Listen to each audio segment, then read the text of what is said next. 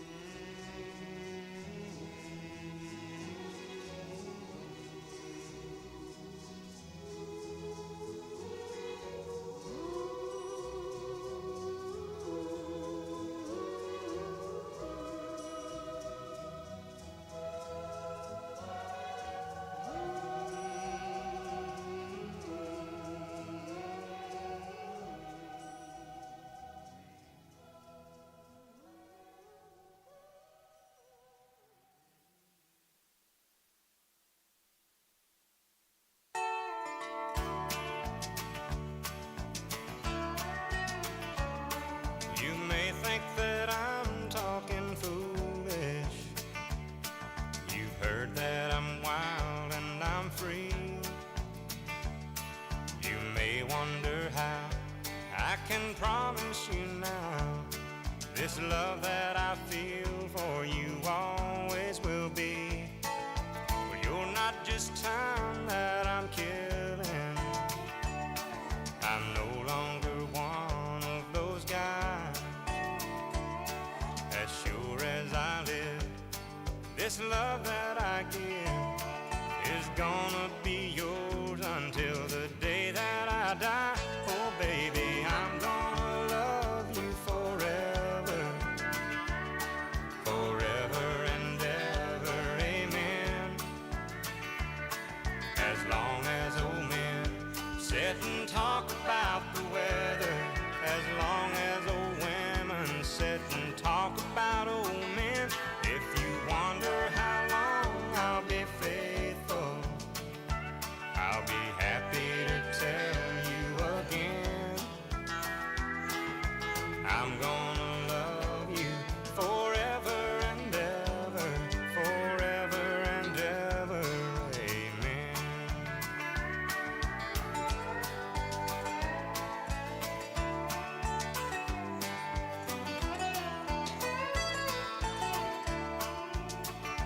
They say time takes its toll on the body, makes the young girl's brown hair turn gray.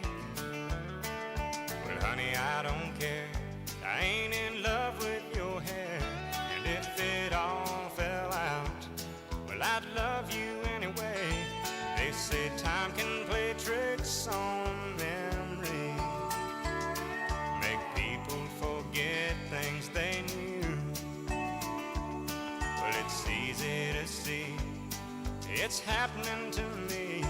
I've already forgotten every woman but you. Oh darling, I'm gonna love you forever, forever and ever, amen. As long as old men sit and talk about the weather, as long as old women sit and talk about old men. If you wonder how long I'll be faithful,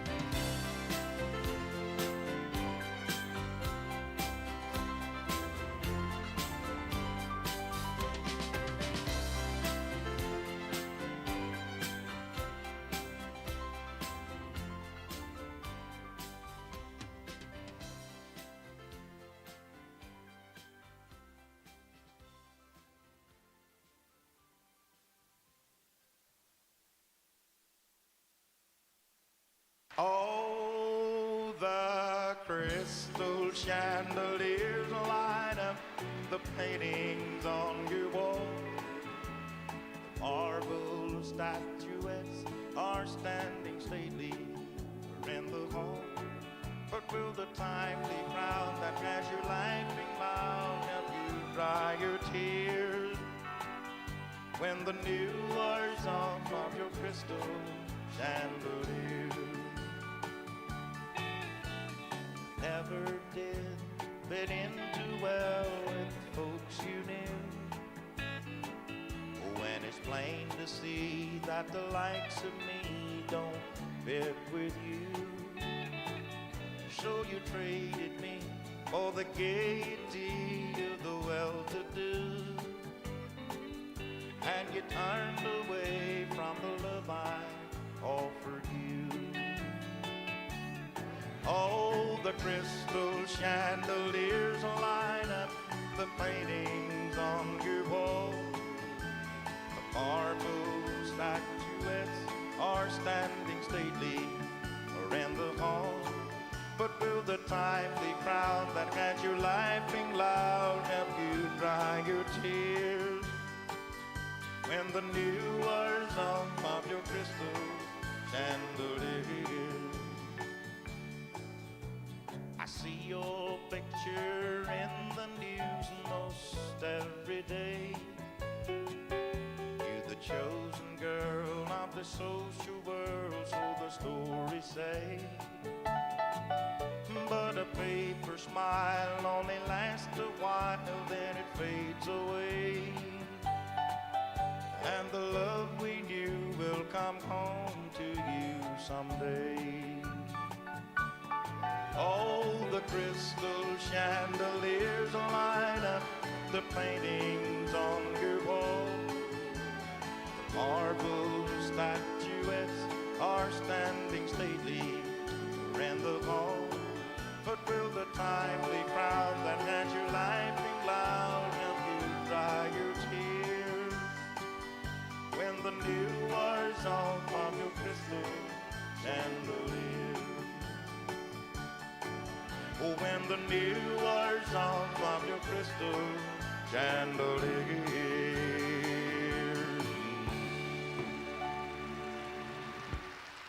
Thank you so much.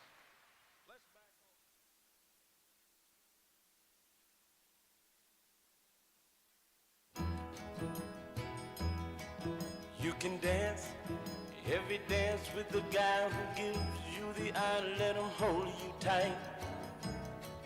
You can smile every smile for the man who held your hand neath the pale moonlight. But don't forget who's taking you home and in whose arms you're gonna be. So darling, save the last dance for me. Oh, I know that the music's fine, like sparkling wine. Go and have your fun. Laugh and sing. But while we're apart, don't give your heart to anyone. But don't forget who's taking you home and in whose arms you're gonna be. So darling, say the last dance for me. Baby, don't you know I love you so? Can't you feel it when we touch? I will never, never let you go. I love you oh so much. You can dance, go and carry on till the night is gone and it's time to go. If he asks, if you're all alone, can he take you home? You must tell him no. 'Cause don't forget who's taking you home and in whose arms you're gonna be. So darling, say the last dance for me.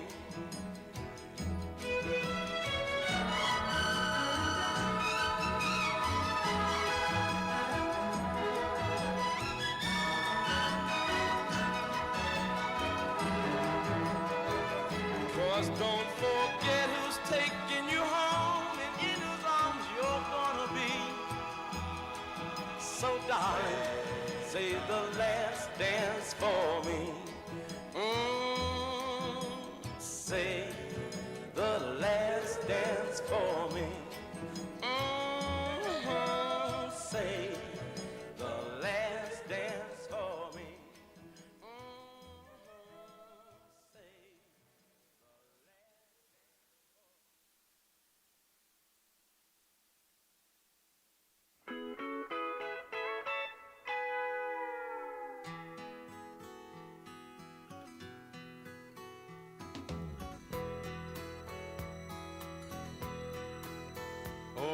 built so many temporary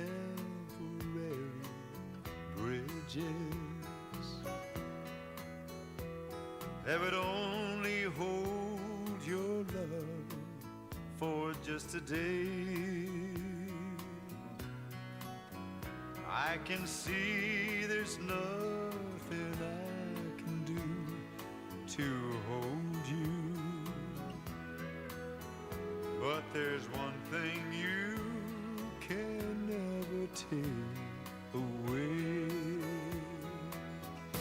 and you'll go down as my greatest memory. Today's the day I always pray I'd never live to see. Oh, you built me up, then tore me down, and now you're leaving me, but you go down as my greatest memory.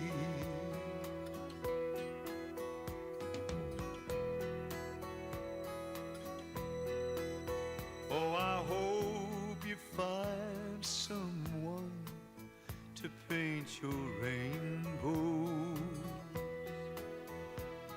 and all the dreams you picture in your mind. Oh, I still don't know the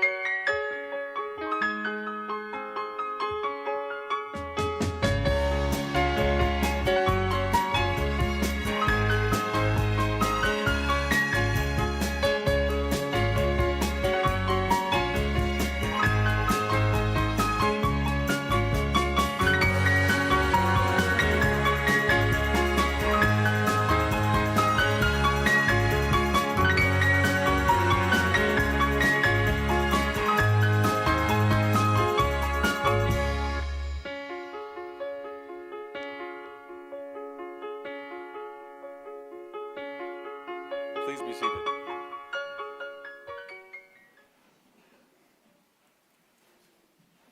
Interesting Frank Mills playing as we come in.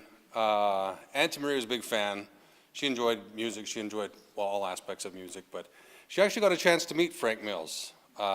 One time there was a concert that she was attending, and afterwards in Melfort, when they went to the lounge to check on what happened with the Mustangs gang, there was Frank Mills came into the bar, so she had a chance to actually meet him, which was very special to her. It was a good memory for her. Thank you, everyone, for your attendance today to remember Marie. I am Marie and Roy, Roy's nephew, Sean. Spent an awful lot of time thinking about Auntie Marie and going over notes. Uncle Roy and I spent a good solid 3-4 hours together one afternoon visiting and reminiscing and trying to make sure that we paid tribute to her well today, because she was very special. On the surface, it may have seemed like Auntie Marie led a fairly quiet and simple life, but that wouldn't be entirely accurate. She did a lot of great things and meant a lot to a lot of people. I would like to begin our remembrance of Marie today by inviting up a soloist from the Heritage Singers group to open with a song. Auntie Marie was not much of a churchgoer, but she did have her own spirituality and her own beliefs, and it was all very private for her, but it meant the world. And this song was one that she enjoyed very much. So if I could please have our soloist come up.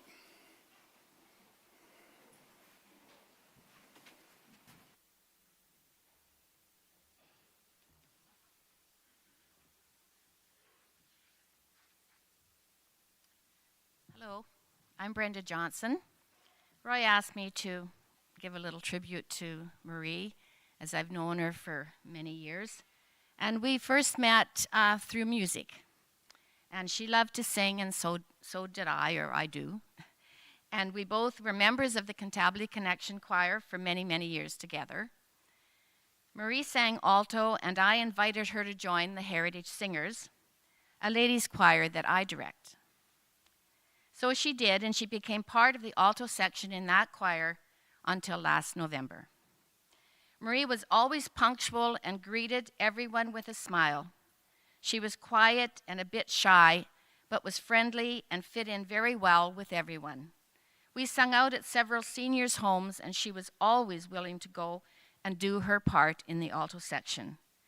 She sang in the choir for many years, and we all appreciated her presence and have missed her very much. Some of the songs we sang would bring a tear to her eye. I would like to share the words of one particular song that we sung. And when we sang it when we were last visiting, when she was at her last home that she was living in. And it's called Walk With Me. Walk with me in the morning. Walk with me through the day. Walk with me in the evening. Walk with me all the way. Walk with me in the springtime. Walk with me in the fall. Walk with me through the seasons.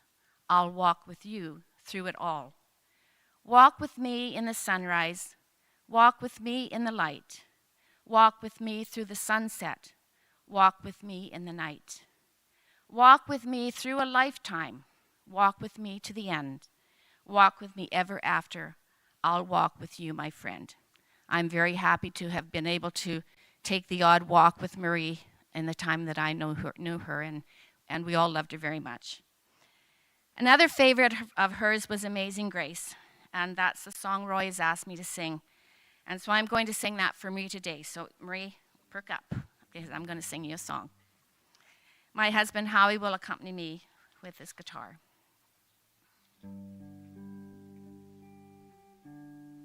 Amazing grace, how sweet the sound that saved a soul like me. I once was lost, but now am found, was blind, but now I see. 'Twas grace that taught my heart to fear, and grace my fears relieved. How precious did that grace appear the hour I first believed.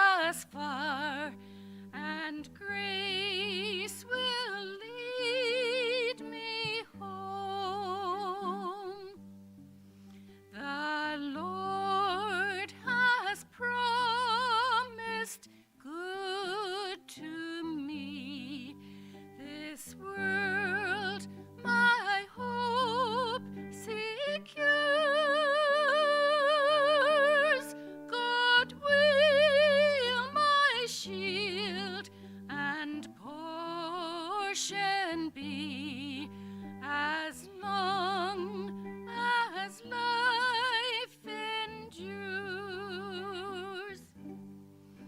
When we've been there 10,000 years, bright shining as the sun,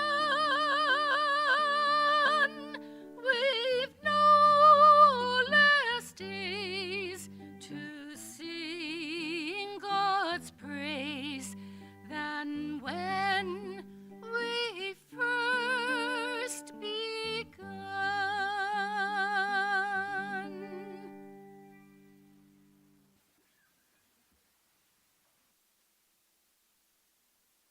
Thank you both very, very much for that. So I guess we'll talk a little bit about Auntie Marie. We're going to do a little history. Marie was born March 10th, 1951 to John and Jean Reed, third of 4 children, the eldest being Warren Reed, followed by Margaret Fennell, and then her younger brother Glenn. Education was important to my grandparents. From an early age, Marie took to that, although she was always late for school in the early years, which is remarkable because she lived across the street from the school. However, being tardy didn't slow down Auntie Marie. In elementary, she managed to pass 3 grades in only 2 years. She went on to get a Bachelor of Arts in Edmonton at the University of Alberta and got her secretarial certificate in Saskatoon. And that was not the end of Auntie Marie's learning. She learned at almost every step, be it new jobs, new circumstances. Whatever came up, she was ready, willing, and able to learn. Professionally, Auntie Marie worked as a legal secretary. Over the years, with all the moves with Uncle Roy's job with the Royal Bank, she was required to move and worked for law offices in Lethbridge, Edmonton, Calgary, High River, Sexsmith, Rosetown, Saskatoon, and finally here in Moose Jaw. Always a good learner and a hard worker, Marie was a valued employee. Her favorite job would have been the one in High River, where even though she was quite young at the time, she was the person in the office with the most legal office experience. Everyone relied on her knowledge and experience, making her the go-to person for just about everything in the office. She was very much in her element. Each move made also brought new people and new jobs, but not always as a legal secretary. Auntie also worked with the group putting up an elevator in Cutknife and at the Canada Employment Office in Melfort. And a hobby of hers became a job for a while when she was doing some alterations in Rosetown. It was the job she had in Lethbridge that you could say changed her life the most. Coincidentally enough, the interviewer for that job was a former kindergarten classmate from Swift Current, Ken Lewis. Marie got the job, which included supporting the firm's work with the Royal Bank of Canada. That led her to meet Roy. Nearly 50 years of love and marriage began with a meeting for a law firm in February of 1976 in Lethbridge, Alberta. By December of that year, Marie and Roy were married, and their adventure began. Along with numerous moves and jobs, Auntie had several other interests that she enjoyed over the years. One of those was sewing. When she was just starting out on her own in Edmonton, the first thing she bought after she had paid off all of her furniture and had a little cash to spare was a sewing machine, which through the years was a skill she would put to good use, not only sewing many of her own clothes, lots of them blue. She also often altered her own store-bought clothes as well, as they didn't fit the way she wanted them to or they weren't up to her standards. She was an absolute expert at replacing zippers. Her sewing skills came into play when she was in High River, when she started doing custom sewing, and that included making everything from dance costumes to bridesmaids' dresses. She would do alterations and hemming.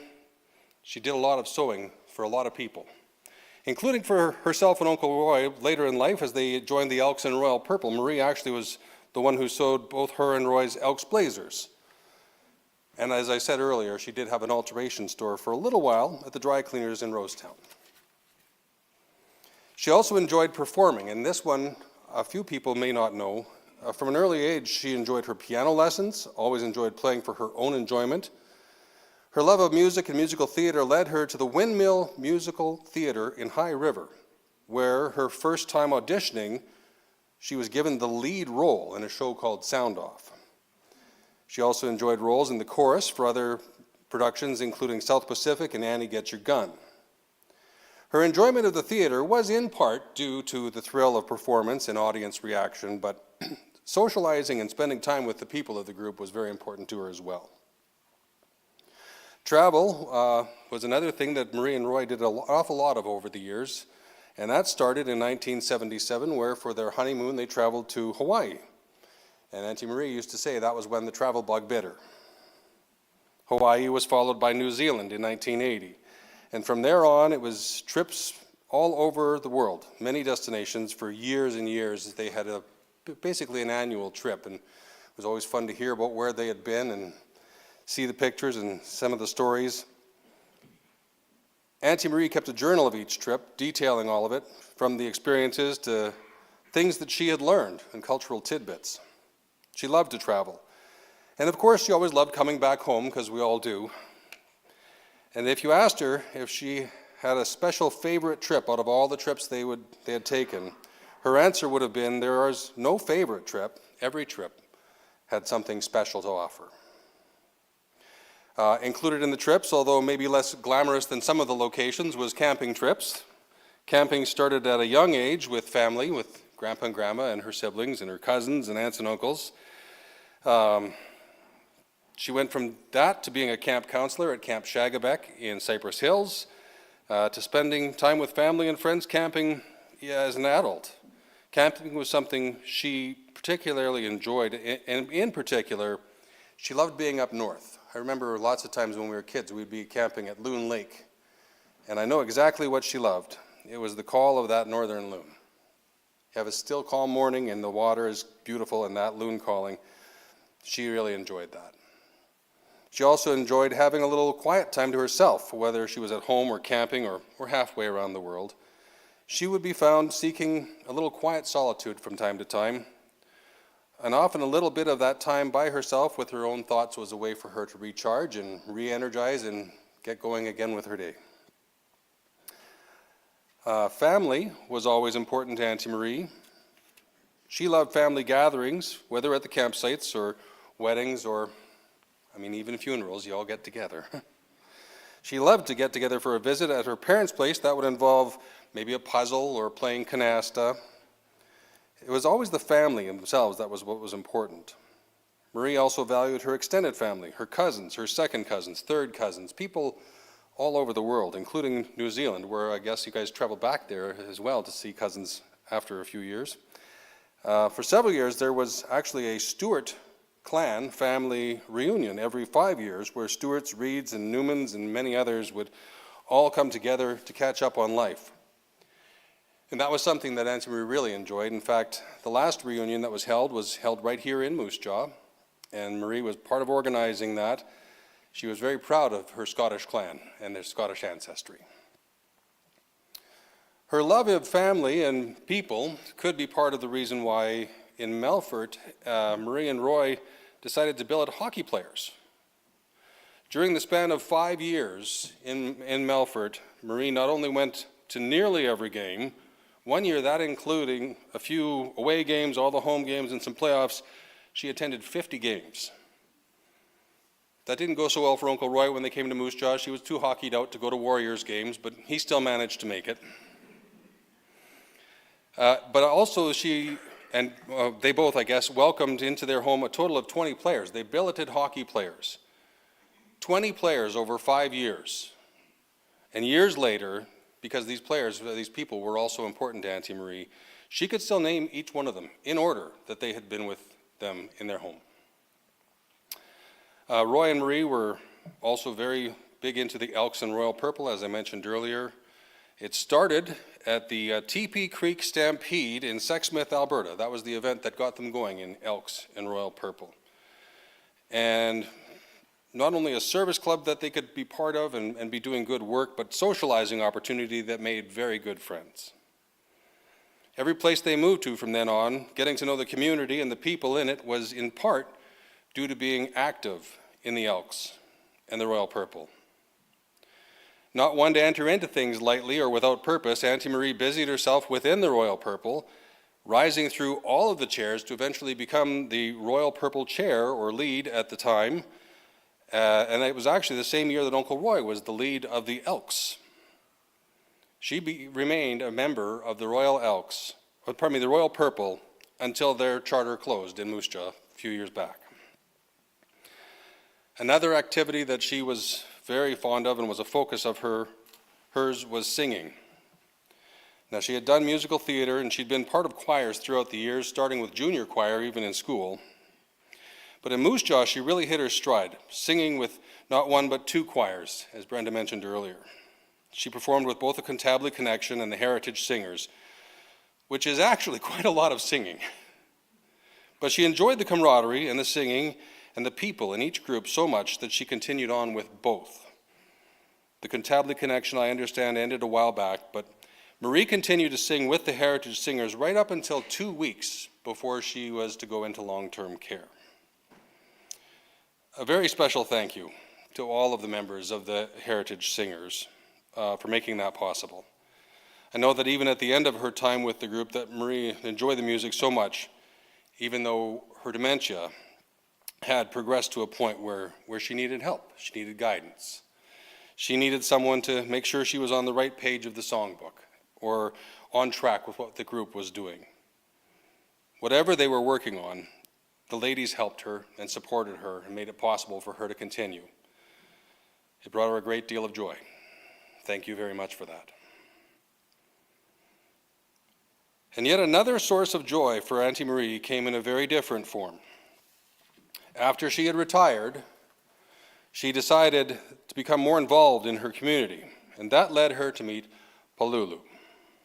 Palulu and family became family to Marie and Roy.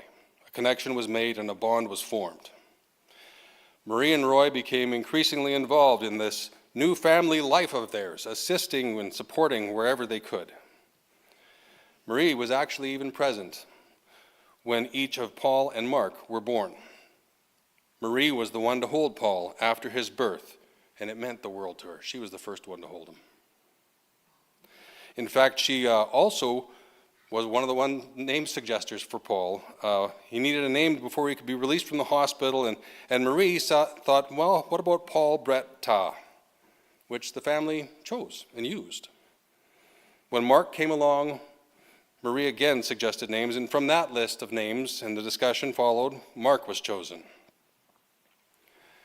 I apologize if I get some of these names wrong. I'm trying to remember exactly how Uncle Roy told me they're pronounced, but Herkautu, Paul, Mark, and Ethan.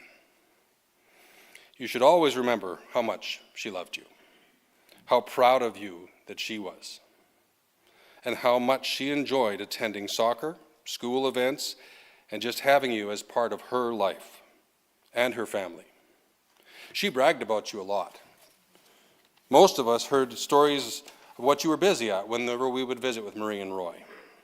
The annual Christmas letter always had an update. She enjoyed telling stories and showing pictures of the people that she loved. She enjoyed being a grandma to you. Palulu, you and your family meant so much to her right to the end. Her love for you was very evident. When she said, "I love you" in the hospital, it was a good sign of how unconditionally she loved you. Carry her with you in your hearts. The family would also very much like to make special mention and express gratitude for a few people. To the staff at West Park Crossing, the staff at WF Wigmore Regional Hospital, and especially to Dr. Thorpe, the care and support that you gave to Marie, she cherished, and so does the family. You always want your loved ones looked after well, and she was very well looked after. At this time, if I might, I would like to ask Bonnie Bender from the Elks Royal Purple if she would come up and lead us in a very special act of remembrance for the Elks Club. It's called the 11 o'clock service, and hopefully Bonnie can fill us in on the details of what that entails and what it means.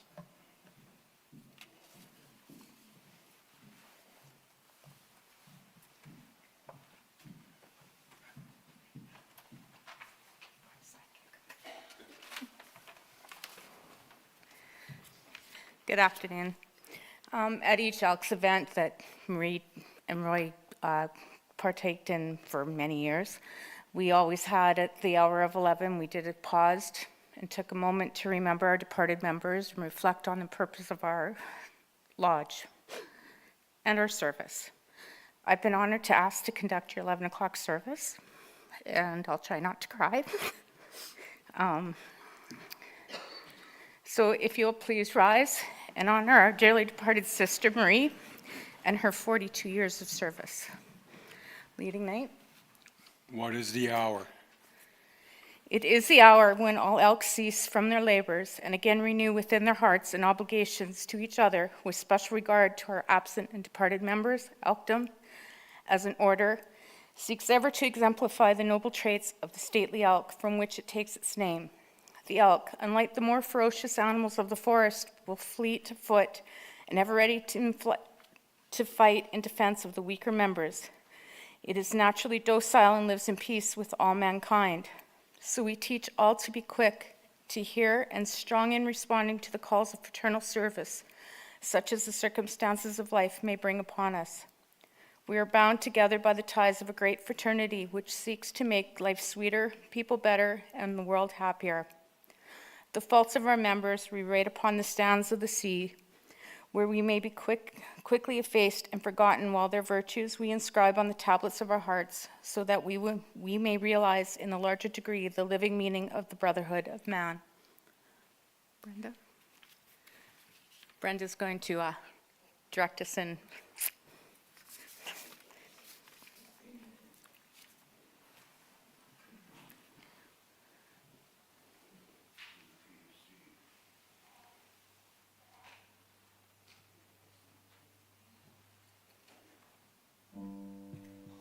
Sing this a little lower than normal so that the gentleman can sing too. Should old acquaintance be forgot and never brought to mind, should all acquaintance be forgot and days of old lang syne, for old lang syne, my dear, for old lang syne, we'll take a cup of kindness yet for old lang syne. Please be seated.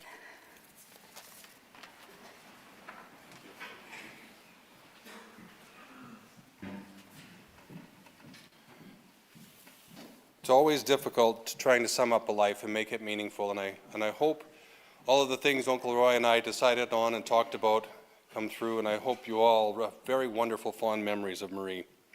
Thank you for coming and joining together to remember her. Your presence here is very much appreciated.